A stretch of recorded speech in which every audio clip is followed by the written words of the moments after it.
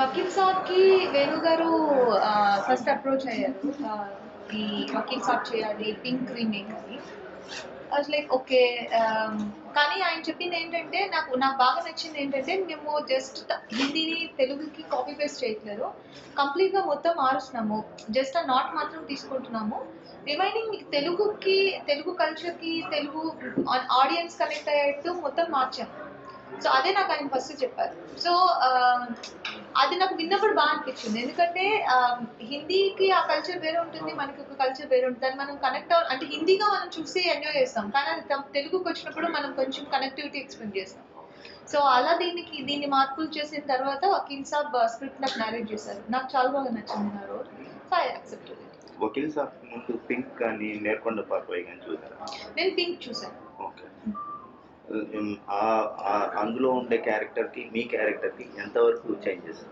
చాలా చేంజ్ ఉంటుందండి. మీకు ఇది మేము డ్యూరింగ్ షూటింగ్ చాలా మంది నన్ను అడిగారు, పింక్ అంటే యాజ్ ఇట్ ఈస్ గానే వాళ్ళు ఎక్స్పెక్ట్ చేసి అడిగారు, అంటే ఆ రోలా ఈ రోలా ఈ రోలా అని.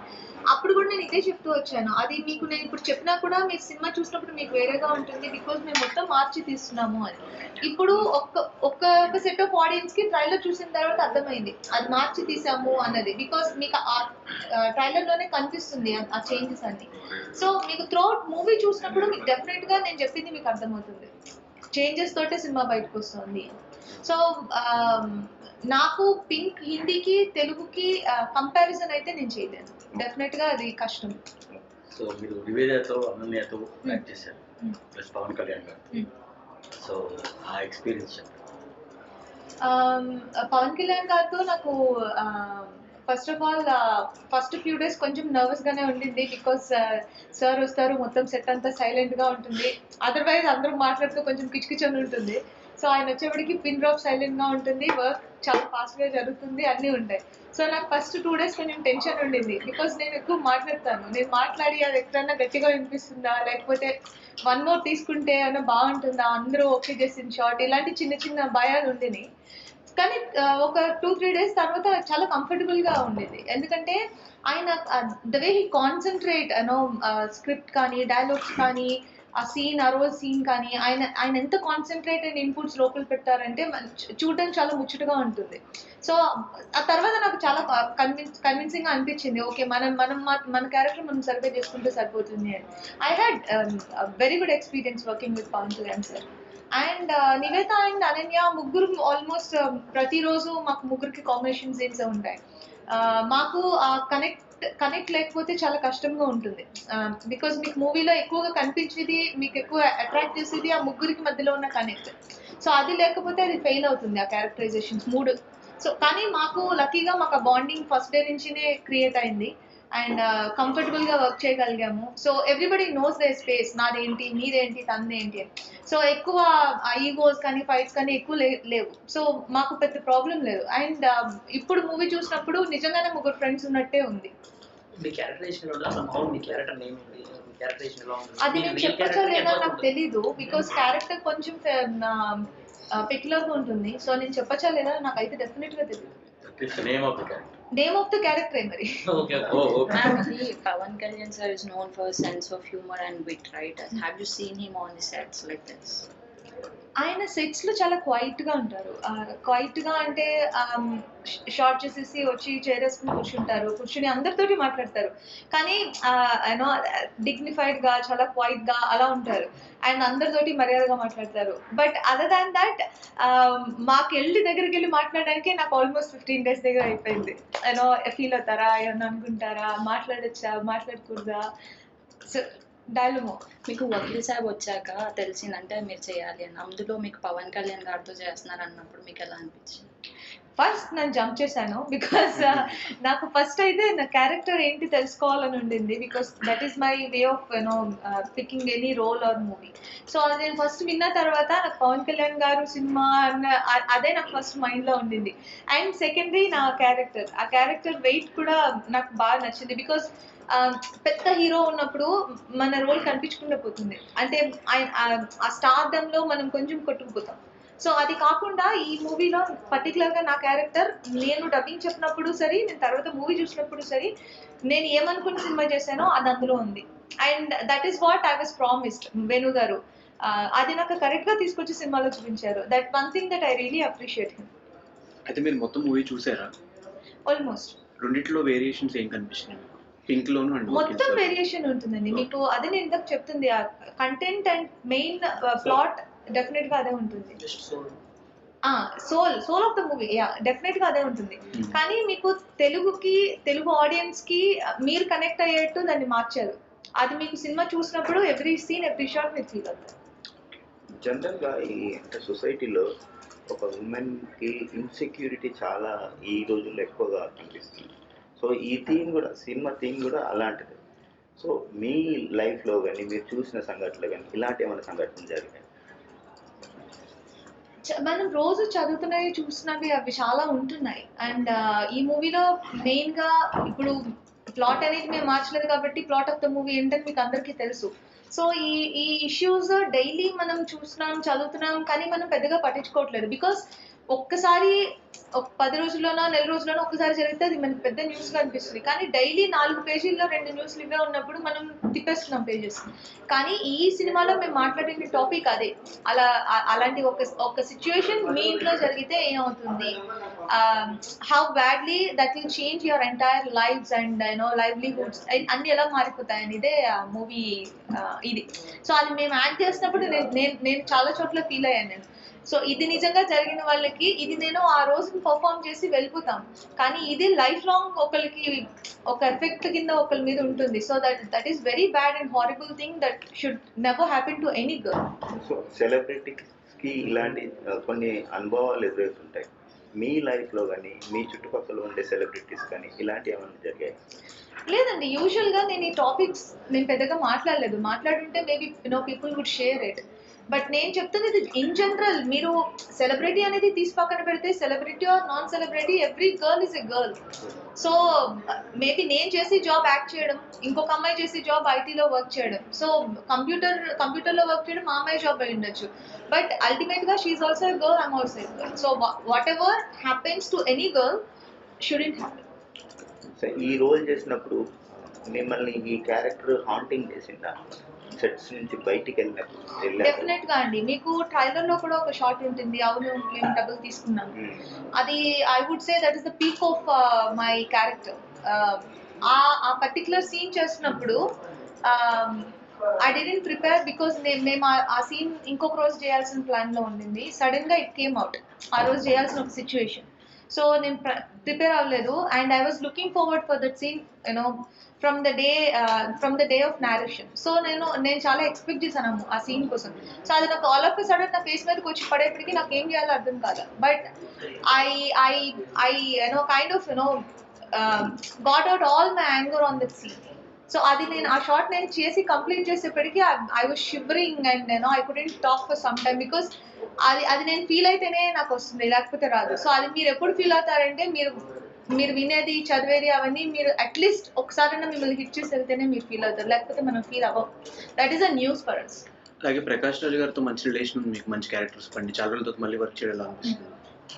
యాక్చువల్గా నాకు చాలా సీన్స్ ఆయనతో ఉన్నాయి సినిమాలో. ఇప్పుడు నేను చెప్పిన సీన్ కూడా ఆయన ఎక్కువ నాకు that is the conversation between me and Prakash sir.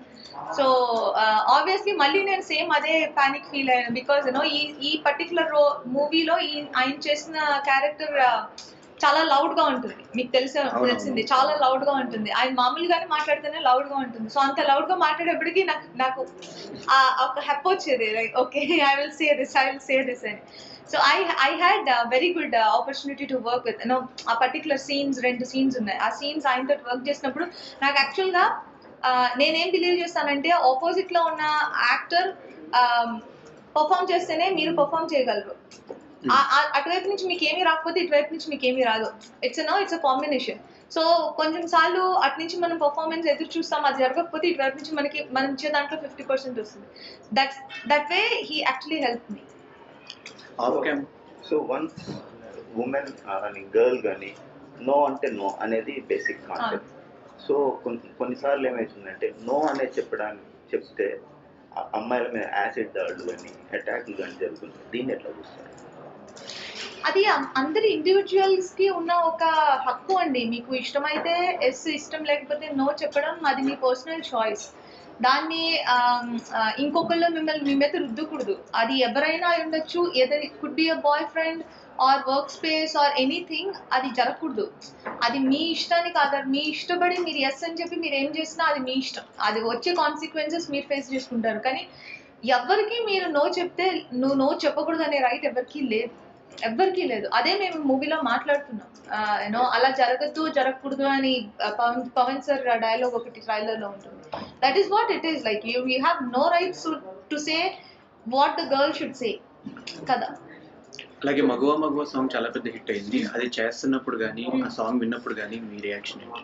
మాకు ఫస్ట్ సాంగ్ వినిపించినప్పుడు మాకు అప్పుడు అనిపించింది ఇది చాలా చాలా మంచి సాంగ్, పెద్ద హిట్ అవుతుందని. కానీ ఈ రేంజ్ హిట్ అవుతుందని మేము అనుకోలేదు. బికాస్ అది ఒరిజినల్లో లేదు, హిందీ వర్షన్లో లేదు ఆ సాంగ్. అది మేము ఇక్కడ యాడ్ చేసాం బికాస్ ఆ గర్ల్స్ బాండింగ్ చూపించడం కోసం. అది మేము చేసిన కొన్ని చేంజెస్లో one of the major change అది ఆ ఫస్ట్ సాంగ్ యాడ్ చేయడం. అండ్ అందులో చాలా హ్యాపీ మూమెంట్స్ ఉంటాయి. అండ్ సాంగ్ మాకు ఫస్ట్ విజువల్గా చూపించినప్పుడు I ask for one more time యాక్చువల్గా ఇంకొకసారి చూపించమని. అండ్ లక్కీగా ఆ సాంగ్ చూసిన ప్రతి ఒక్కళ్ళు ఇంకొకసారి చూపించమని అడిగారని వేణుగారు చెప్పారు. అది ఆ సాంగ్ చూస్తే లేదా ఒక మంచి స్మైల్ మీ మొహం మీద ఉంటుంది, అది హ్యాపీగా ఉంటుంది. ఒక ముగ్గురు అమ్మాయిలు నిజంగా హ్యాపీగా ఉంటే ఎలా ఉంటుందో అలా ఉంటుంది. దానికి మేము రిపీటెడ్గా చాలా మాంటేజెస్ తీసి దాని లోపల మీకు ఇప్పుడు మీరు చూసినవి మేబీ కొన్ని అయి ఉండొచ్చు. మేము దానికోసం చాలా వర్క్ చేసాం. ఆ పర్టికులర్ సాంగ్ కోసం చాలా మాంటేజెస్ షూట్ చేసాం. అందులో ది బెస్ట్ ఇందులో యాడ్ చేసాం. సో మీకు ఆ సాంగ్ విజువల్ గా కూడా చాలా పెద్ద హిట్ అవుతుందని నా నమ్మకం. ఆ సాంగ్ బ్యాక్గ్రౌండ్ లో వస్తుందా లేకపోతే మీ ముగ్గురు మీద చేస్తుందా? It is a song for a girls అండి, ఆ ముగ్గురు గర్ల్స్ కోసం. Is it montage shot song? అవునండి. అంటే నేను ఇప్పుడు ఏమైనా ఎక్స్ట్రా ఇన్ఫర్మేషన్ ఇస్తున్నానా? నాకు ఎందుకో కాదు, పింక్ సినిమా చూసాము అందులో అదే చెప్తున్నాను. ఇప్పుడు మీరు ఏ విధమైన చేంజెస్ చేశారంటున్నారు కదా, ఇది ఒక మేజర్ చేంజ్. మీకు 2 లాంగ్వేజ్ లోనే ఈ సాంగ్ ఉండదు. సో ఇది మీకు ఎందుకంటే సోల్ ఆఫ్ ద మూవీస్ ఈ ముగ్గురు అమ్మాయిలు, ఆ ముగ్గురు అమ్మాయిలకి జరిగే ఒక విషయం. సో దాన్ని మీకు చూపించాలంటే వాళ్ళ బాండింగ్ మీకు ఫస్ట్ కనెక్ట్ చేయాలి. క్లైమాక్స్ అని చేంజ్ చేశారు అంటే అమితాబ్ బచ్చన్ గారు చాలా కూల్ నేను సినిమా మొత్తం చెప్పాను. ఇప్పుడు ఈ సొసైటీలో ఒకప్పుడు ప్రీ మ్యారిటల్ సెక్స్ అనేది ఈ సినిమాలో ఒక పాయింట్, సొసైటీలో ప్రీ మ్యారిటల్ సెక్స్ అనేది ఒక పాయింట్ ఈ సినిమాలో రన్ అవుతుంటది. సో ఒకప్పుడు అది మన సొసైటీలో చాలా కష్టమైన వర్డ్, అది ఇప్పుడు చాలా ఈజీ అయింది. దీని మీద మీరు ఎలా, మీ అభిప్రాయం? అది నాకు తెలియదండి. ఇట్స్ అన్ ఇండివిజువల్ చాయిస్ అండి. నేను అదే అంటా. ఇప్పుడు మీరు ఆలోచించే విధానం వేరే అయి ఉండొచ్చు, నాకు వేరేగా ఆలోచించవచ్చు. సో అందరూ ఒకేలా ఆలోచిస్తే అసలు ఎక్కడ క్రైమ్సే జరగవు, లేకపోతే మొత్తానికి క్రైమ్సే జరుగుతాయి. ఇప్పుడు అందరూ క్రిమినల్ గానే ఆలోచిస్తారు అంటే అన్ని క్రైమ్సే జరుగుతాయి. లేదు అందరికీ ఒకే మైండ్ సెట్ ఉంటుంది అంటే అసలు క్రైమ్సే జరగవు. సో అలా కాదు కదా, ఒక్కొక్క మనిషికి ఒక్కొక్క ఆలోచన ఉంటుంది. సో వాళ్ళకి అది కరెక్ట్ అని అవ్వచ్చు, ఇంకొకరికి తప్పని అవ్వచ్చు. మేబీ నాకు అసలు దాని గురించి తెలియకపోవచ్చు. అది ఇండివిజువల్ చాయిస్. అది maybe I won't comment on. What's your take on feminism? Feminism you should use it in the right way అండి. బికాజ్ ఇప్పుడు చాలా దాన్ని బాగా వాడుకుంటున్నాము. అది గుడ్ కావచ్చు, బ్యాడ్ కావచ్చు, బాగా ఎక్కువగానే వాడుతున్నాము. సో అది మంచి దారిలో వాడితే బెటర్ అనేది నా ఫీలింగ్. సో మీ అప్కమింగ్ మూవీస్ గురించి చెప్పండి. నా అప్కమింగ్ మూవీస్ ప్రస్తుతానికి ఐ కాంట్ నేమ్ దెమ్ అండి because I'm not allowed to, but definitely I'm coming up with some exciting projects in Telugu and also Tamil. Yeah. Final గా ఈ మూవీ మీ career లో ఎలాంటి role play చేయబోతుంది? ఆఫ్టర్ దిస్ ఎలా ఉండబోతుంది? ఇప్పుడు నా కెరీర్ గ్రాఫ్ లో మీరు నా క్యారెక్టర్స్ కొన్ని నేమ్స్ తో సహా కొంచెం మందికి గుర్తుంటాయి. సీత, గీతాంజలి ఆర్ జర్నీలో మధుమిత సంథింగ్. సో అలా. సో అందులో డెఫినెట్ గా ఈ మూవీ ఇప్పుడు నేను క్యారెక్టర్ పేరు చెప్పలేను, కానీ సినిమా రిలీజ్ అయిన తర్వాత డెఫినెట్ గా ఆ రోల్ అయితే ఇందులో యాడ్ అవుతుంది. అంజలి గారు, ఒకప్పుడుతో పోలిస్తే ఇప్పటికి తెలుగు ఇండస్ట్రీలో అంటే తెలుగు హీరోయిన్లకి తగ్గుతున్న ఆదరణ ఎలా ఉంది? మీరు గమనించిన చేంజెస్? అంటే అలా కాదండి. అది మీరు ఎలా అప్రోచ్ అవుతున్నారు అనే దానికి కూడా ఒకటి ఉంటుంది. ఇప్పుడు మీరు ఎలాంటి చాయిస్, మీ చాయిస్ ఏంటి, మీరు ఎలాంటి స్క్రిప్ట్స్, ఎలాంటి రోల్స్ మీరు చూస్ చేసుకుంటున్నారు, మీ కెరీర్ మీరు ఎలా ప్లాన్ చేసుకుంటున్నారు అనేది ఒక విషయం ఉంటుంది. అది మీరు చాలా కేర్ఫుల్గా ఉండాల్సి ఉంటుంది. మీరు ఎక్కువ నేను 4 మూవీలు ఒకేసారి చేశాను అనేది ఇంపార్టెంట్ కాదు. నా వరకు మీరు నన్ను అడుగుతున్నారు కాబట్టి, నా వరకు నేను ఒక క్యారెక్టర్ ఒకసారి చేసినా కూడా మంచిది చేయాలనేది నా ఉద్దేశం. నాకు గ్యాప్ ప్రాబ్లం లేదు, కానీ నేను చేసేది కరెక్ట్గా ఉండాలి. సో మీరు మీ క్యారెక్టర్స్ అండ్ మీరు స్క్రిప్ట్స్, మీరు చేసుకునే మూవీస్, ఆ చాయిస్ చాలా పెద్ద పెద్ద రోల్ ప్లే చేస్తుంది మీ కెరీర్లో. అది మీరు ఎలా చూస్ చేసుకున్నారో అలాగే మీ కెరీర్. అంజలి గారు అవునండి.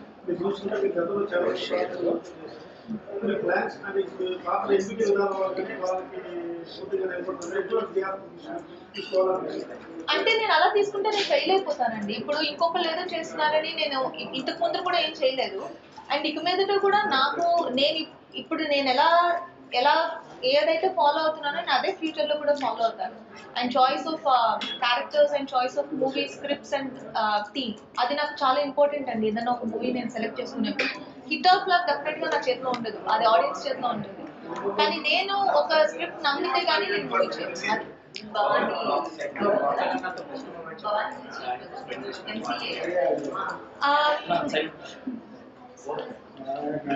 పవన్ కళ్యాణ్ గారితో అంటే నేను ఒక మూమెంట్ మాత్రం షేర్ చేసుకుంటానండి. నేను ఆ పర్టికులర్ సీన్ గురించి మాట్లాడుతున్నాను ఇందాక, ఆ ట్రైలర్లో వచ్చిన షార్ట్ సీన్ గురించి.